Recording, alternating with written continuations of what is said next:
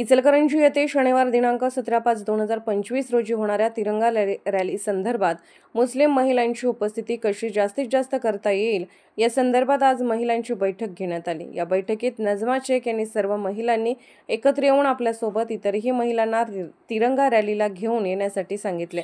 सर्व जाती धर्मातील महिला पुरुष यांनी जास्तीत जास्त या तिरंगा रॅलीला उपस्थित राहून आपली ताकद दाखवावी। या बैठकीमध्ये इचलकरंजीमधील प्रत्येक भागातील प्रमुख महिला उपस्थित होत्या। या बैठकीचे नियोजन नजमा शेख व अंजुम मुल्ला यांनी केले। कार्यक्रमाचे स्वागत मंगल सुर्वे यांनी केले, तसेच कार्यक्रमाच्या शेवटी आभार सपना भिसे यांनी मानले।